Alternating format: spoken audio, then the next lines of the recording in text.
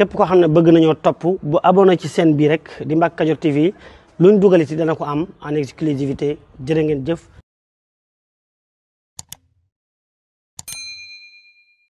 muy lii nga xam ne mooy charte wala document bi nga xam ne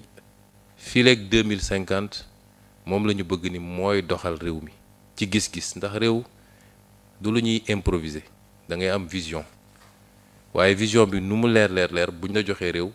il faut nga dem phase opérationnalisation mooy nu ñuy def ba nuñ koy doxalee léegi ci loolu lañ nekkoon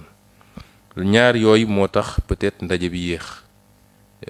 daanaka bi ko ñu ko d'âge demandé dama ko ne woon dina xaw a jafe ba démb rek dem naa ba koy fomm li tax nag daje bi am solo mooy son excellence le président de la république dafa am cër bu rëy ak yaakaar bu rëy bu mu am ci primature bu mag a mag jël ko nag teg ko suñu loxo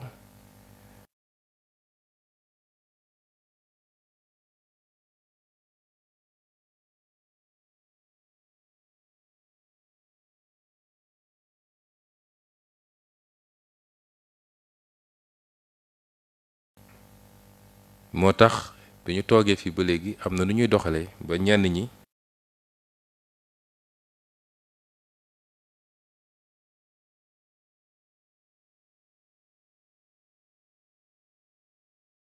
nun nag yàlla may nañu mu doxee neneen lépp dañ koy def ci diisoo déggoo te jàpp nañ ni pour présidence de la république am doole ci cër bi nga xam ne askan wi jox nañ ko pour mu am doole gu bëri il faut que primature am doole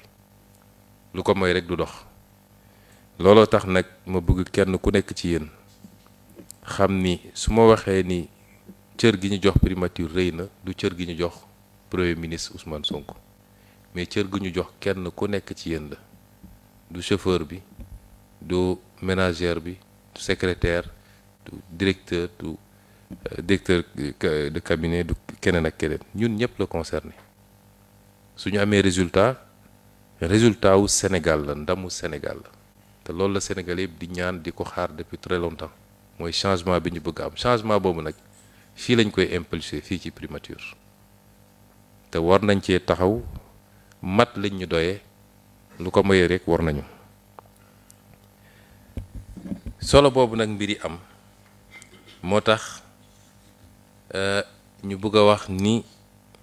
dina am yoo xam ne lu ñuy farlu la ak lu ñuy saytu la ci liggéey bi ci njëkk mooy kenn ku nekk ci yéen ñi ngi xaare ci moom mu doon ku xarañ ci liggéeyam xam ko mën ko kenn amul kenn ci yéen koo xam ne man xam naa la walla bëriwul te ñëwuñu it ne dañuy jëlee ñu fi nekkoon andi ñeneen ba mu des li nga xam ne poste de confiance ñi wër premier ministre la am nañu njort ni kenn ku nekk ci yéen mën na liggéeyam ndax ku fi nekk depuis 5 ans depuis 10 ans depuis 15 ans depuis 20 ans di def benn liggéey am naa njort ni mën na ko ba baa ñuy gis safaan bi moo tax am njort gi tekkiwul ni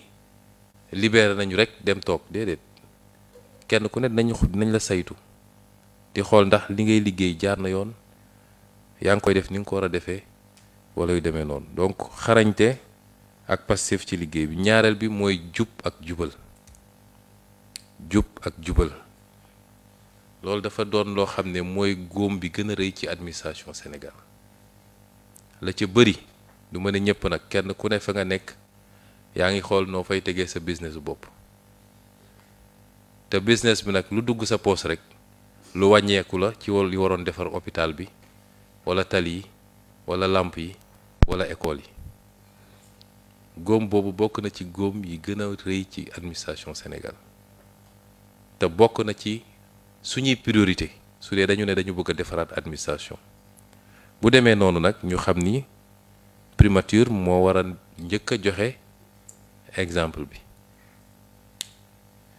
ndax moom mooy ndeyu administration yëpp moo jiite administration kon loolu nañ ci bàyyi xel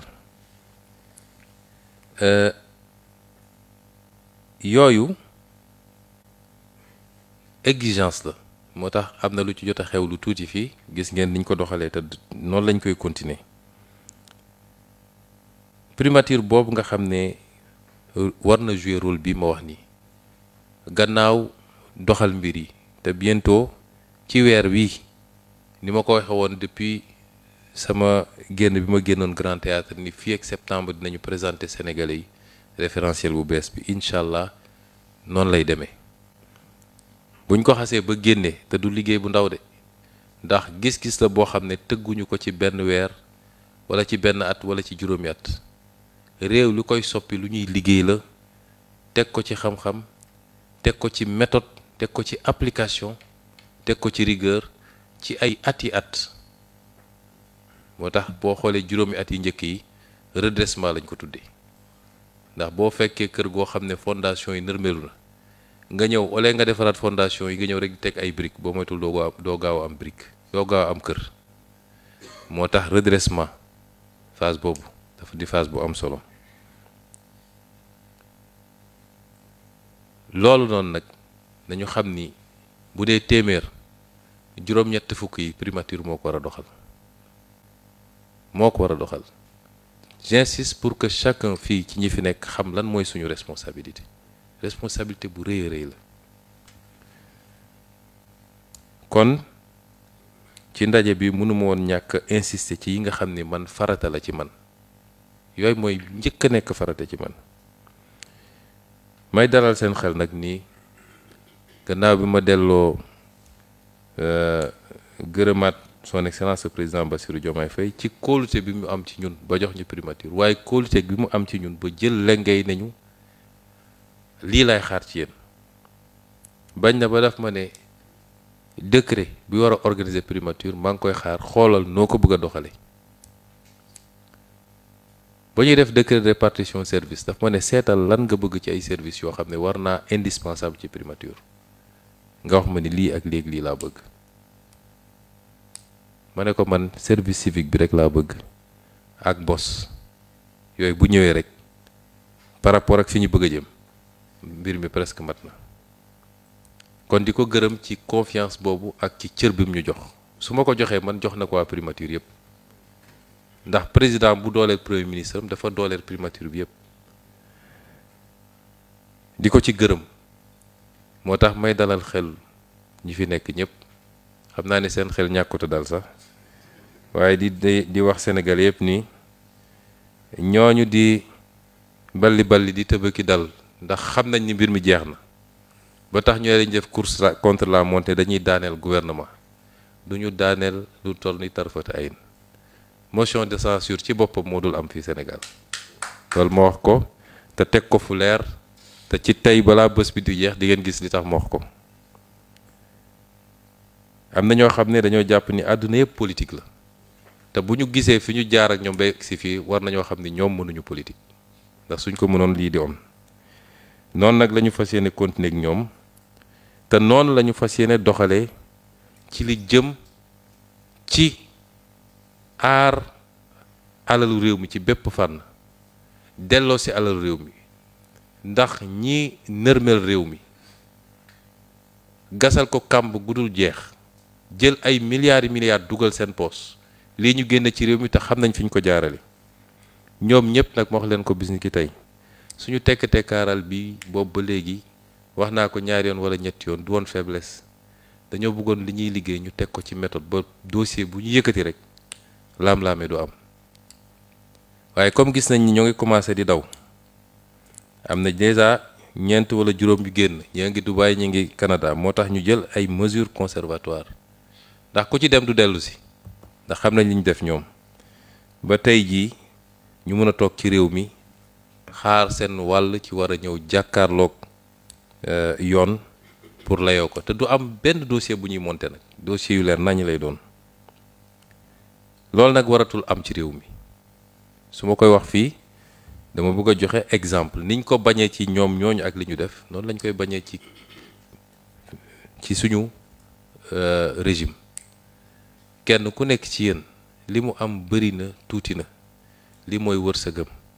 na ko sante yàlla te gën a continuer di góorgóorlu xam ni yàlla waxul kenn dara ni ko xale yi di waxee nit commencé na ci 50 000 francs mujjee ci ay millions lépp te jaayul ngoram jëlul lu moomut loolu dafa am solo continuer di liggéey yem ci li nga moom bañ a dugg ci loo xam ne moom loo ko te kenn ku ne ci yéen dafa am obligation loolu tam ma wax ko tey agent bu gisoon premier ministre muy def lu yoon wala mu jël lu mu warul jël yoon la farata la mu dem dénoncer ko loolu ay texte la yu nekk ci suñu loi nekk ci suñu cadre communautaire obligation la parce que fonctionnaire yu bëri dañuy gis tul yoon mais dañ naan sama yoon newu ci waruma wax mais loolu dafa mel ni presque complicité la donc kenn ku ne bu gisee lu jaaduwul daf ko war a dénoncer parce que ay nit bokk liggéey kii ne man maa ngi muñ parce que dama gëm yàlla te bëgguma yóbbu sama kër lu lewut takk biiram keneen ne man damaa yàkkamti il me faut des millions ñu toog di ko seetaan loolu bokk na ci li yàq réew mi kon loolu it ma insisté soo gisee président de la république bi mu toogee li mu njëkk a wax mooy dinañu teg benn projet de loi pour gën a protéger les lanceurs d'alerte loolu dafa am solo pour gën a protéger ñi nga xam ne gis nañu dul yoon ñu dénoncer ko am na ay réew yoo xam ne boo doonee lanceur d'alerte dañ lay fay dañ lay jox xaalis ngir loolu ba ci États-Unis am na fa yow mi signalé benn cas ñu càmbar gis ni cas bi am na dañ lay jox xaalis yow donc loolu day tax ñu gën a dëgëral li nga xam ne moom la ñuy tuddee la lutte contre la corruption moo tax beneen aspect bi mooy sakkanal nag du affaire ngeen jégal ma ci terme bi wala kaana waaw du loolu sakkanal mooy lii alalu réew mi la doole bëriwul même réew yu am doole tey boo demee si ñoom lii ngay fekk suñu administration amu fa réew yu am doole annoncé nañ temps leen nañ def une centrale d'achat pour centraliser lépp loo xam ne ay achat public la ndax réew moo xam ne direction générale bu nekk ku nekk yaa ngi yor sa budget léeg-léeg am say nit di passer say marché ñuy surfacturer lu waroon jar téeméer ñu jëndee ko junni loolu mënul wéy mais loolu bi ma ko annoncé ba pare demal France moo fa am France kay moo ñu gën a développé foofu ëpp ñu moyen mais France centralisation des achats publics moo fa am Allemagne moo fa am feneen ak feneen bu ñu nee nañu rational te li may wax nii bu ñu ko dajale yëpp li ñu war a def ci économie ay milliards la est-ce que taxaw fële bëgg a def politique rek naan waaw ay détails la ñuy toppatoo ay machine li ñuy jënd ci imprimante te at wu ne presque ñu remplacer ko ñu changer ko boo centraliser woon niveau bi yëpp nga def benn imprimante ñaata nga économiser ci ay millions boo ko defee sur l'ensemble de l'administration c'est des milliards qu'on va économiser la réduction du train de vie de l'État farata la ci ñun ndax réew yi ñu ëpp doole fuuf da ngay xool les pays scandinaves ñu ëpp doole fuuf ay Suède ay Écosse ay ñoom seen Norvège mais dañuy jënd quelques autos teg ci digg bi ci digg service bi ku ñëw liggéey si boo amee mission booy génn nga dem lenn saa ñu ne la xaaral ba ñaar ba ñetti génn chauffeur bi yóbbu ñëpp teg andiwaat keroog rek maa ngi seetaan reportage Norvège ci lu mel noonu mais fii da ngay jox ku nekk auto jox ko carburant ainsi de suite loolu bokk na ci nga xam ne yu ñu war rationaliser la moo tax li ñu wax léegi ci les bus de ramassage bokk ci solution yi la bokk parce que day tax nga économiser ci waay yooyu donc yàqanal ba réduire le train de vie de l'État ci bépp fànn ba ci masse salariale ba ci yeneen ak yeneen suñu nee masse salariale nag c'est pas qualitativement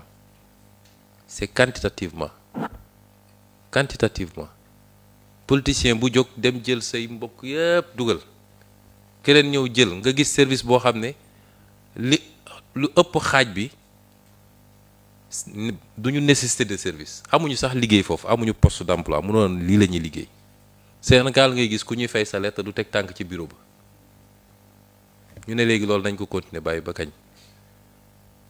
yaxanal boobu nag moo taxoon président de la république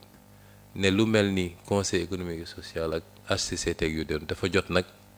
ñu dindi leen fi ndax milliards yañ ci économiser xaj na feneen nee nañu ñoom ñoo yor majorité assemblée nationale ba bloqué nañ ko waaye loolu du ñu tee def li ñu war a def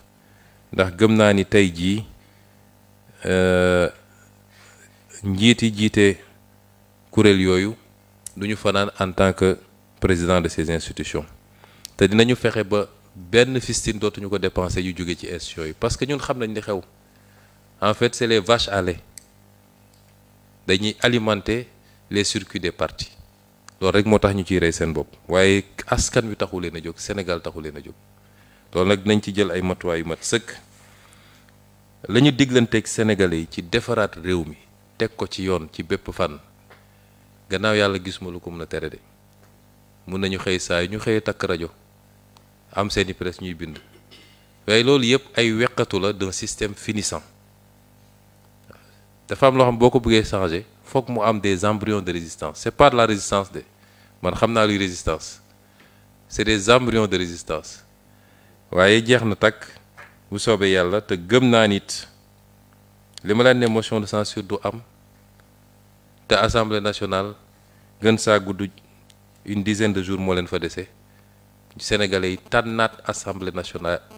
buy permettre au président Bassirou Diomaye Faye mu doxal appliquer sa politique ñu gis résultat yi le plus rapidement possible lii lépp nag nga xam ne ay exigence la ay nit tam boo leen bëggee teg lu diis ne leen maa ngi xaar ci yéen compétence engagement probité loyauté ak yeneen il faut nga góorgóorlu it améliorer seen condition du question pàccoo nag waaye liggéey bu nekk ñaq bu ne dafa war a ànd ak payoor nag bu jaadu la ñu bëgg a wax moo tax it dinañ def suñu kéem kattan ndax wax dëgg yàlla niveau payoor bi fii ci primature xaw naa néew ci li ma gis bi ma ko xoolee te loolu contradiction la sax suñu nee primature mooy kilifa administration yëpp kon faaw ñu góorgóorlu ci améliorer loolu te loolu it def naa ko ci sama yitte nee naa léegi ci nasaraan bu leen jàpp ni nag engagement signé la waaye lu ñuy liggéey la te nañ ci def liñ ci war a def am na lu ñu ci commencé déjà ak ministre des finances ak DAGE te dinañ ci gën a góorgóorlu gëm naa ni di ngeen gis résultat yi bu soobee yàlla lépp lu jëmit ci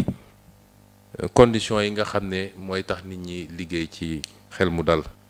am nañu ko fi tudd wax naa ko DAGE depuis des mois bi ñuy nekk bâtiment bële danaa ko waxal personnel bi ñu organiser wu taxawal association bu yaatu defar mutuelle bu boobaa ñu dinañ mën a jaare foofu xool nu ñuy accorder une subvention pour les tickets de restauration ak yeneen peut-être nu ñu ciy jàppee bu baax a baax ba ci lépp loo xam ne day parce que liggéeyu administration liggéeyu xel la plupart du temps mais xel moom pour mu xel li bu baax a baax il faut que yaram yu wér moo tax yu bëri wax naa ni jox naa instruction sax pour ñu defar fi salle de sport te boobaa nag dinaa ko boole ci critère de notation yi amul mag la ak ndaw la ak ñoom seen ñëpp ay sport parce que je veux des agents qui soient en très bonne forme pour mun a def liggéey bi niñ ko bëggee ak yeneen ba ci salle de santé bi parce que nit rek lañu nit machine la à tout moment lu ne mun na am tax ñu installé fi salle boo xam ne les premiers secours nañ ko mun a def wala sama genre yi nga xam ne bu ñu bëggee nelaw rek daal di wax bopp buy métti yoo leen jarul dem hôpital docteur Thioro gi fi ñu jox lay quelques kii rek nga delluwaat yooyu bokk na ci ba ci xool nu ñuy defee ay crèche nga xam ne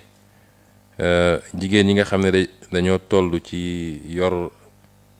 bébé mun suñuy xëy andi seen bébé mu nekk seen suñu liggéey tuuti mën a wàcc xool ko seen xel dal ñu mën a sëgg ci liggéey bi yooyu yëpp ay xalaat la yoo xam ne ñu ngi ciy commencé liggéey pour li nga xam ne dina ñoŋal liggéey bi ba ci les bus de ramassage également wax nañ ko fii kon daal li ma leen bëgg wax fii mooy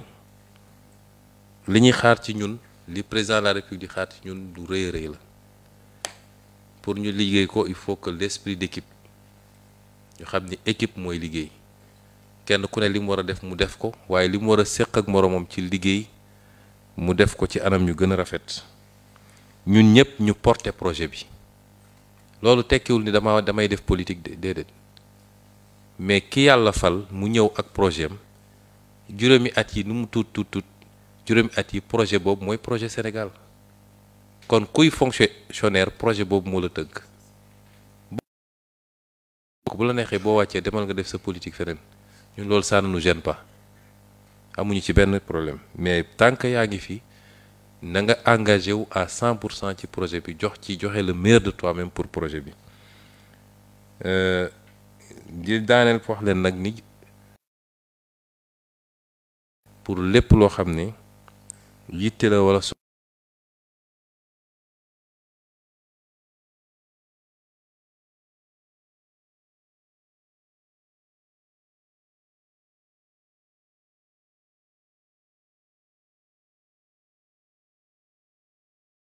sant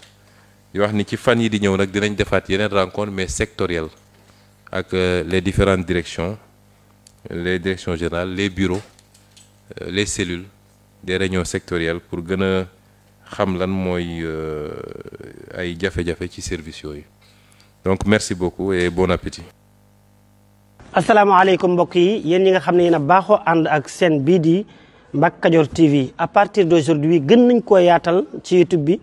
képp koo xam ne bëgg nañoo topp bu abonné ci seen bii rek di Mbacke Kadior TV luñ dugaliti dana ko am en exclusivité jërë ngeen jëf